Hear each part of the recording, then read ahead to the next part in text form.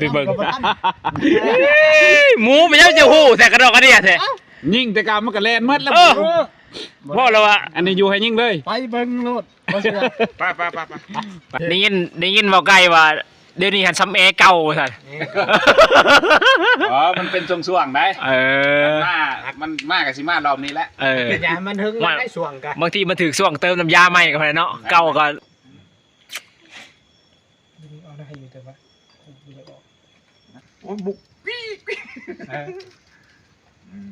เบิ่งมันไหลครบกันน่ะก็คักได้เบิ่งขึ้นหน่อยโอ้บัน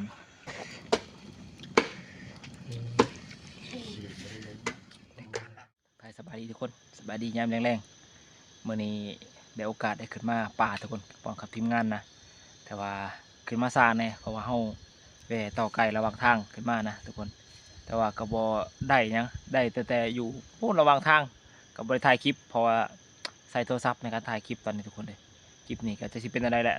ลองใส่โทรศัพท์ถ่ายเบิ่งอีกเท่านึงเพราะว่ากล้องเฮามีปัญหาทุกคนเลยเดี๋ยวติดตามบนทำการขึ้นมาป่าหอมนี้สิมาโดยประมาณนะตอนนี้ทีมงานเฮาใหญ่ๆกันออกไปหาลัดแรงหมดแล้วแหละตอนนี้ยังแต่บ้านดองเพิ่นหนึ่งเข่าอยู่ลุ่มพวกวันนี้เพิ่นบ้านดองมานำนะแล้วก็บ่ดอนมานำหลังแต่ว่ายังบ่ฮอดอยู่ตอนนี้เดี๋ยวติดตามเบิ่งนำกันรอบนี้สิเป็นอะไรนะเดี๋ยวไปเบิ่งหมูไม่ใช่จะหูแต่กระดอกกระเดียดแท้ยิ่งแต่กามันก็แล่นหมดแล้วพ่อเราอะอันนี้อยู่ให้ยิ่งเลยไปเบิ่งโลดไปเอาไปเบิ่งมันแม่นแท้หรือบ่คนพลมานนี่หรือเปล่าเนาะไปกันพลมานนี่สิป้าตัวพระเอกแล้วหมดนี่โอ้แต่ชิบุมีบอลอยู่มีบอลจ็อบบ่อย่าพลาดเห็นอะไรบ้านี่คันแมนเพิ่นได้มูยนี่มุดขี้ดินแกนเราได้เฮานะ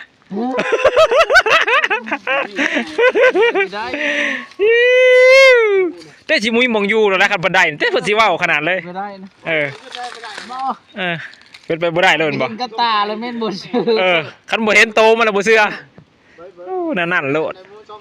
จะเป็นลายคักมันมาเฮาต้องเห็นก่อนมื้อนี้มาร่วมทีมกับในพานใหญ่มาร่วมทีมมื้อนี้มากอะเจอในพานใหญ่กว่าในพานใหญ่กว่าแล้วบาทเดียว2โตโลดพุ่นตัวแรกมันสิเก่า5บ่ไกลคักกะลีมันนอดตะแอบว่าเอาว่าในพานใหญ่มาร่วมทีม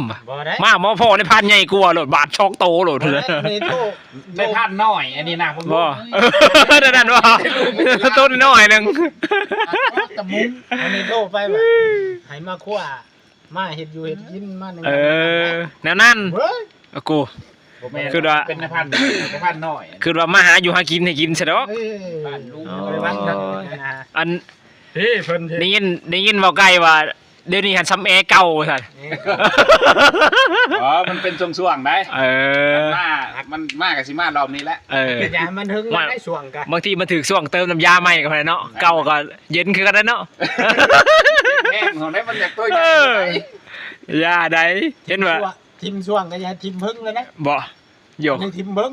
บ่นั่นเนาะตั้งใจดิใจอีกเพิ่งให้เวลาแน่ว่ากันเนาะเอาจะได้กับมานอะไรมื้อนี้ทุกคนเลยว่าไก่จัด2แต่ว่ามานจะทางมากกับตัวนึงละเอาในมื้อนี้เดียวพากันเฮียอยู่ให้กินแล้วก็ไปนอนเผาโคมปางกันทุกคนเลยเดี๋ยวติดตามมานำกันมื้อนี้ไปนำกันเบิดทุกคนเลยมันจักที่หมอแล้วกันเนาะเอาได้อยู่แต่ว่ามันอันนั้นจุ่มมีหึง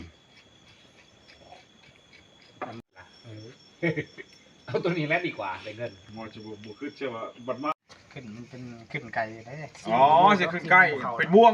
ใช่บ่วงโอ้บุกเพิ่งมันไหลครบกันน่ะก็คักได้นั่งเพิ่งย้อนเลยได้ครบกันมันหยอกกันปางคือสิรถก็พุ่งอยู่หน่อยบ่เลือกน้อยเห็ดกระเบื้องก้อยกระเบื้องเกินหน่อยโอ้บันคำแล้ววะเนี่ย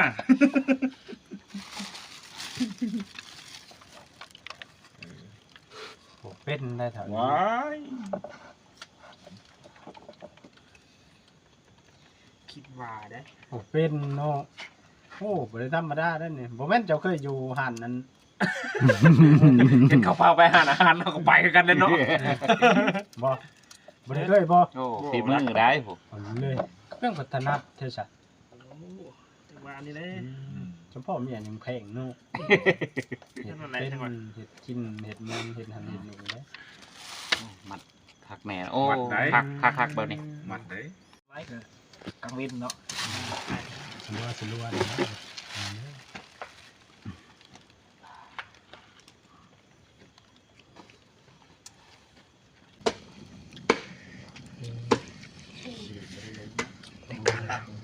กินกับเตี๋ยวซีฟู้ด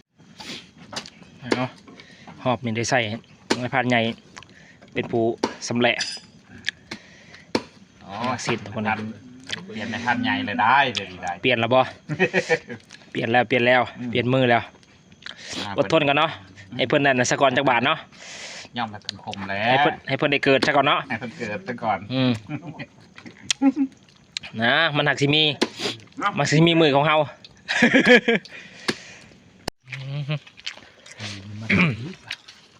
ผักขึ้นปลาเข่าหลุดท้ายน้ำกับเบจทันคนเลยมันตัวใหญ่เลยหมูก็ได้ อุ้ยขักเลยเนาะขนาดเนาะมาหอมในรายการเลยพาตัวทั้งเผ็ดทั้งห่อนเนาะกินพวกมันห่อนเลย ใครก็ตำแจ่วก็เผ็ดอีก เนาะ มา แม้มันเป็นน้ำมันเผ็ด คน หรือมันเป็นคนตำบ่ คนมันมาเจอคนมันแล้วได้เป็นคนต นั่นเขาแรงทุกคนเนี่ย ำข้างหอยประมาณเนี่ยไม่ได้หมูเนี่ย น่ะว่านั่นโลดว่าแต่เล่นร่วมทีมกันเนาะอันซัดปลาเนี่ยน้ำตาย่อยหล่นบ่มาอีกแล้วหล่นเอาหอมนี่เป็นของในพานใหญ่เพิ่นได้อัพเราได้อัพแล้วในพานใหญ่แล้วบัด มารอบในฮะสิสังเกตมึงอยู่ ว่าได้ ว่าจะมีไฟได้รอบนานเลยเสียมอจิรอมาแทนเลยได้ นั่นโลดพันแนนมึงกับเบิ่งก่อน มึงก่อนบ่เนี่ยแสดงว่าอยู่ในช่วงพิจารณานะ อยู่ในจองพิจาร เฮ็ดตัวให้ดีๆเด้อ เฮ็ดตัวดีๆเลยช่วงนี้เพิ่นพิจารณาอยู่ วันนี้รอบนานมากแล้วทำอะไรเสียมอจิรอไปแทนเลย นั่นโลดบ่เอาให้อันโวดเดือให้มอจิรอถือซะบ่โอ้โหเต้มอจิรอนี่กะมันคือได้หัวหน้ามาแท้โอ้เขาแรงทุกคนเลยปิ่นหมูแล้วก็ใช่หมูมั้งอ่ะใส่อยู่วำดิยังอยู่ยังตัวนึงโอ้ยังอีกตัวนึงยังไกลอีกไหม ยังไกลอีกตัวนาไว้ให้พูนอยู่แคมป์ด้วยจัดการเพราะว่าเดี๋ยวกินอิ่มแล้วเผาแล้วก็เผาไปแล้วนี่เดี๋ยวกินเขาแล้วเขาจะไปเผาอยู่โกกมาไหม้เลยทุกคนกินเขากินน้ำแล้วเนาะ เขามีเลยลายเท่าไหร่เอาพอจะดู หมอไม้ต่อเราได้คนไหนจัดการเด้อ โอเค จัดการต่อ ไทยมี ยังไก่ยังบ่ทันสุกพวกคน โอ้ยบ่เป็นยัง เดี๋ยว บ่ปลูกเป็น หัวหน้าเพิ่นจัดการ อันนั้นหน่อยหนึ่งบ่มันใจปลูก แล้วก็ตัวนี้ตัวหนึ่งน่าจะเป็น10,000ทุกคนเลยเพราะว่าอีกตัวหนึ่งก็เซตไปแล้ว4-5 คนฟาดหมูเป็นตัวหนึ่งป๊อดลึกลีน ปกติก็บาทเลยนะบาทรอนเป็นได้นะเป็นบาทนะ แต่เก่าได้แล้วเนาะได้ปุ๊บแล้วเมื่อเราได้เนาะ ได้กันแต่บ้านไรดอกตัวเดียว ได้หมูตัวเดียวก็เมื่อเนาะบ่ไก่ได้หมู2 ตัวเซ้ยยังสิไปเอาอีก เจออยู่ขึ้นมาเนาะ แน่นอน นิ่งกันนะเนาะ โอ้ยมันก็ละ ไปเดี๋ยวไปเผาอยู่กงหมักปางบ่ได้ไปเนาะไปเตรียมอุปกรณ์เตรียมยังที่เราต้องใส่แล้วก็เอาไปไปนอนอยู่พุ่นเลยทุกคนเข้าแล้วเดินทางไปกงหมักปางทุกคนเลยมาทำการบัดซี่ทีมงานเขาแต่พวกบันดองนะไปบอกไก่ย่างออกหนาเนี่ยเข้ามาหอดกกมักไม้เลยทุกคนมันหกเลยพื้นมันหกโอ้หมากไม้ละทุกคนหมักปางนะลายอยู่ยังดกเลยนี่ทางลุมก็มีหอยมากินแล้วทุกคนเลยปวดมากเนาะมันกินแล้วมีหอยสัตว์ก็มากินนะนี่บวนกินโอ้โหตัว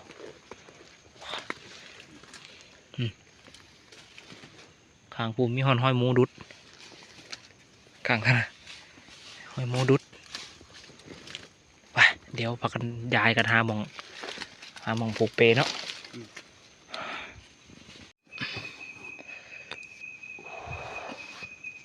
เรียบร้อยทุกคนขึ้นมาอยู่ทางเลยนะ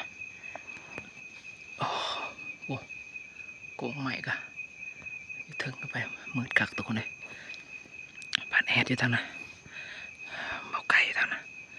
ต้นบาดอนอยู่ทางนี้ทุกคนบาดอนยังโคม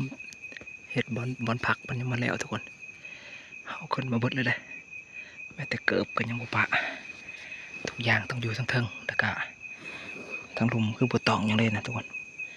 คือบ่ให้มียังบ่ให้มีไม้หักเลยนะแต่ว่าตอนนี้คือมาอยู่เรียบร้อยแล้วติดตามกันทุกคนเลยคืนนี้พวกเฮาสีมานได้เบอร์ที่สิเป็นอะไรสิมีสัตว์เข้ามาหาพวกเฮาบ่อเรือนอะไรก็ติดตามกันวันหลังจากนี้ไปก็มีแต่รอถ่ายอย่างเดียวทุกคนเลยฟังใส่ประสาทหูให้เต็มที่ว่าจะมีเสียงอย่างแกะเข้ามานั่นกันต้องให้ได้ยินนะทุกคนไปติดตามกันบัดมีสัตว์เข้ามาทางบ้านแอบทุกคนแต่โบเม็นยังนะเสียงเข้ามาจดทางบ้านด้านบ้านแอบ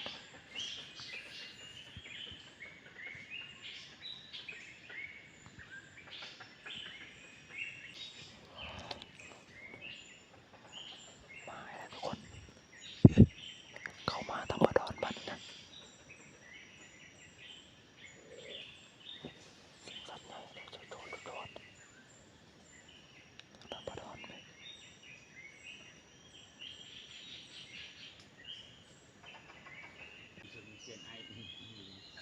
แม่นแล้วเพิ่นแล้วนะแจ้งเลยทุกคนทั้งไอรอนน่ะเขาตะมิดน่ะเม้นเนาะมาทางคอยเลยเกิดอ้อมไปทางหอนไป ฮะ เก็บบริเวณไฟไปมัน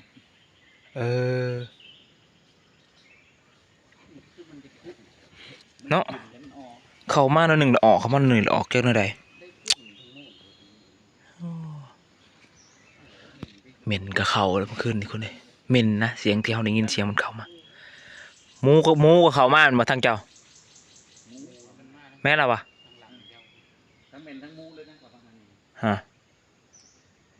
แต่ว่าเขามาบ่หอดเขามานั่นแหละออกไปตัวแจ้งเลย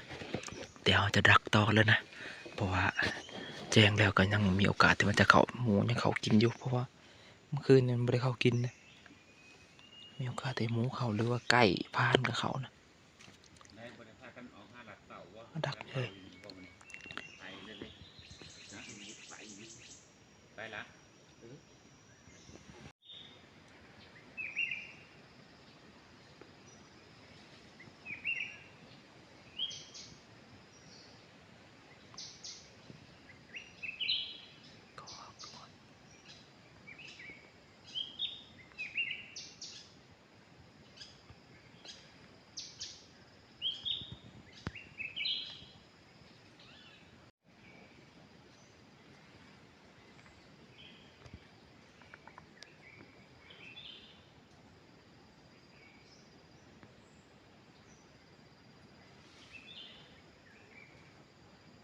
แล้วตัวที่สอง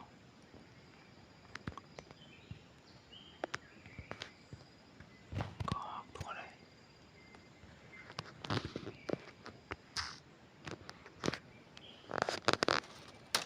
แต่ว่าเอาสิบริยิงนะทุกคน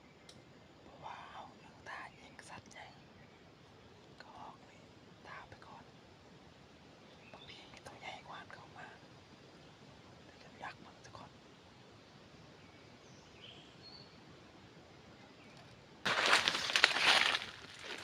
ทุกคนเลยถือว่าประมาณได้ขึ้นนี่ได้ถือว่าประมาณขึ้นสวยแล้วเขาก็เลาะออกมาจริงๆก็หอกเขาอยู่แต่ว่าบ่ยิงเพราะว่าหวังว่าจะยิงตัวใหญ่นะก็เลยพากันจึงอยู่แต่สุดท้ายก็ตัวใหญ่ก็บ่เขานะก็หอกก็บ่ได้ยิงตอนนี้ก็แยกย้ายทุกคนได้สวยแล้วก็ต่างคนก็เริ่มเลาะออกเลาะ ไปทางมันแต่ว่าเขาก็เลาะออกมาในระยะหนึ่งแล้วไก่จะอันมาใส่ดานใส่แคบแหละคนเป็นดานนะแถวนี้ยังไก่เติบอยู่กับแคมป์ครับ มาเห็นนะ ดงเห็นนะเปิดไม้บ่อย่าดงเห็นนะไปแล้วบ่ เจ้าเลยได้เดี๋ยวนี้ เศร้าแล้วบ่ อ๋อเศร้านะมีหลักฐานแม่ อันนี้เห็นลายอัน มาโดนมาได้ ฮะ มีนักการแล้วจ้ะ ว้าวเพื่อนผู้แช่ผู้เช้านี่ ว้าวซื่อๆกับคนขี้นั่นจุดลูก อุ้ยเศร้าบุลม อ๋อมีหลักฐานแหละจริงๆถ้าผมได้คลิปคอยเด้อ ฮะเดเรียบร้อยชาคันดอนนั่นนะ ตั้งกระดิ่งกระโดดเลยนะ อันนี้ได้ผู้เช้าเนี่ย เออ ป้าตัวเสียงตกว่ามันเสียงยิ่งเห็นลงเลย เออ ดังบุบหลุด ดัง อยู่กับโกกมากันนะพี่ก็จะได้ยิน ตกดังเนั่นเปล่าได้ ถือว่างานพันใหญ่กะเงียบเนาะยังน้อยอยู่ ว่าตอนแร พั ก นใหญ่ เปลี่ยนให้พอบันดองไป โอ้เมนเขาเซิงคนคักอะไรได้เมื่อคืน นั่นแหละแม่นเขาไปหา จ่ออยู่พังเบิ่งท่าเบิ่งเพิ่นสิเปิดไฟอยู่บ่เปิดเถื่อ กัต้นไม้บางเพิ่นอันนั้นเยอะ ๆกู บ่แห้ง ว่ามัน ตกเปะเนาะ จะมีอันกินอยู่ยาก นั่นโลดเนาะถือว่ามื้อนี้ วิชาตั้งบ่เฮียน มันทำนี่เนาะ แต่ว่าคนอื่นคนใกล้กว่าในพันใหญ่ก็ ถือว่ารอบเช้าก็ประมาณเมื่อคืนนี่ก็ประมาณพอได้แต่ได้ยินเสียงมันเข้ามาทุกคนเลยคลาดเข้ามาอยู่พอได้รุ่นนะแต่ว่า สิทาเบิ่งอยู่หรอ แมลงรุ่นอีกเนาะ อืม เอาเดี๋ยวหากินข้าวกินน้ำพักผ่อน กันบ่ แม มา ลงยังว่ากันมาอีกทีหนึง กันบ่มาแล้วรอบ